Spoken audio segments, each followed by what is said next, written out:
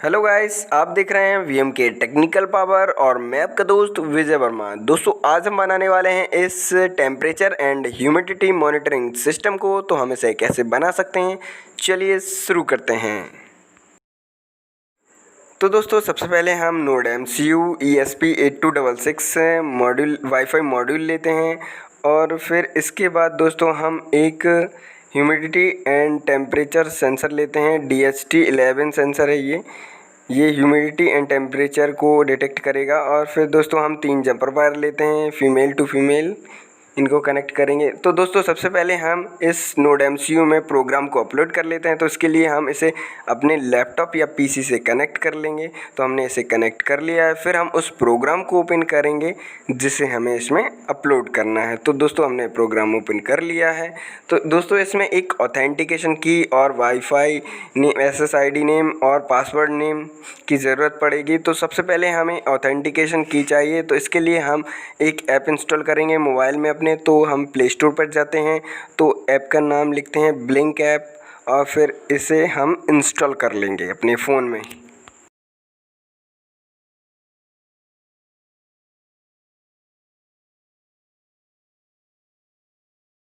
तो दोस्तों ये ऐप इंस्टॉल हो गया है। फिर इसके बाद दोस्तों हम इसे ओपन करते हैं।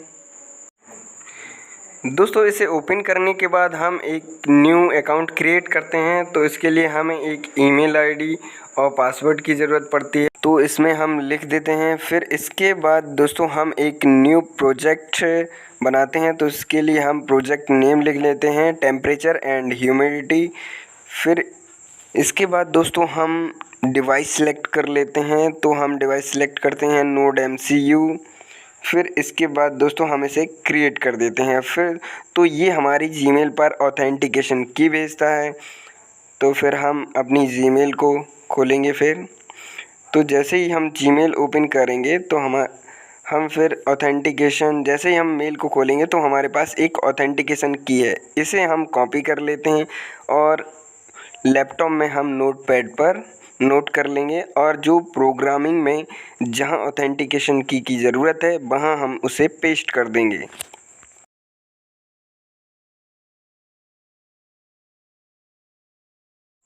फिर इसके बाद दोस्तों हम अपनी वाईफाई डिवाइस को जिस वाईफाई से कनेक्ट करेंगे उसका SSID नेम और पासवर्ड इस प्रोग्राम में हम लिख देंगे।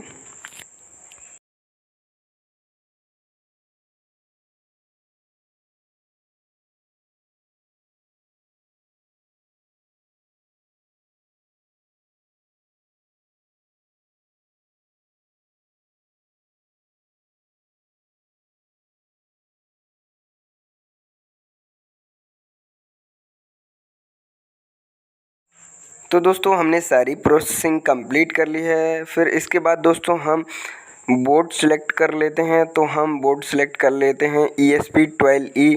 और फिर इसके बाद दोस्तों हम अपनी पोर्ट को सिलेक्ट कर लेते हैं COM4। फिर इसके बाद दोस्तों हम इसे अपलोड कर लेते हैं।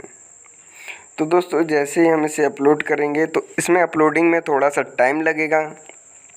और दोस्तों इस सोर्स कोड का लिंक आपको वीडियो के डिस्क्रिप्शन में मिल जाएगा।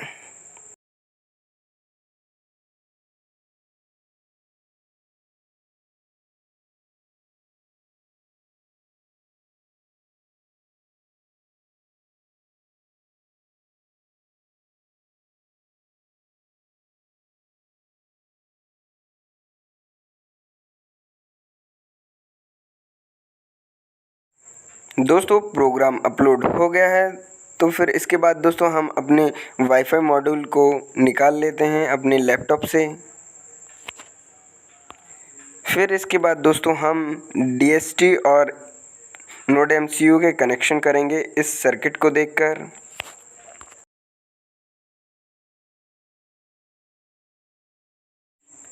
तो दोस्तों हम नोड MCU की 3.3 वोल्ट पिन को DHT सेंसर की VCC पिन से कनेक्ट करेंगे और ग्राउंड पिन को हम DHT सेंसर की ग्राउंड पिन से कनेक्ट करेंगे।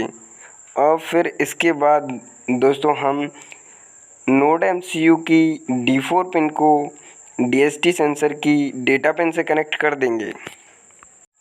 तो दोस्तों हमारे सारे कनेक्शन क्लियर हो गए हैं। तो इसमें पावर देने के लिए हम 5 वोल्ट चार्जर का यूज़ करेंगे, मोबाइल के चार्जर का यूज़ कर लेंगे हम इसमें। और फिर इस डिवाइस को हम ग्लू से चिपका देते हैं एक प्लाई बोर्ड पर, जिससे कि ये हिले ना। इन दोनों सेंसर को हमने चिपका दिया है और फिर इसमें हम पावर सप्लाई देंगे। अब चार्जर को हम पावर से कनेक्ट कर देते हैं तो ये डिवाइस फिर ऑन हो जाएगी।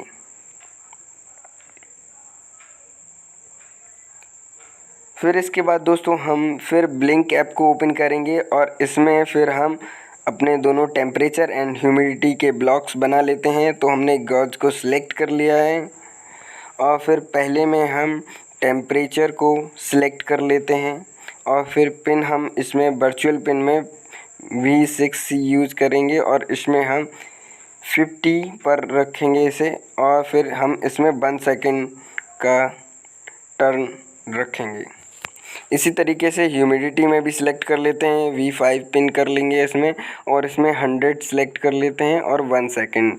और फिर इसके बाद जैसे ही हम आगे करेंगे तो इसमें हमें ये टेम्परेचर एंड ह्यूमिडिटी की रेटिंग दिखाएगा, कितना % ये ह्यूमिडिटी एंड टेम्परेचर है। तो इस तरीके से हम इस humidity and temperature monitoring system को बना सकते हैं IoT बेस्ड। तो दोस्तों अगर आपको वीडियो अच्छी लगी हो तो please like, share and comment कीजिए और चैनल को सब्सक्राइब करना ना भूलें। And thanks for watching.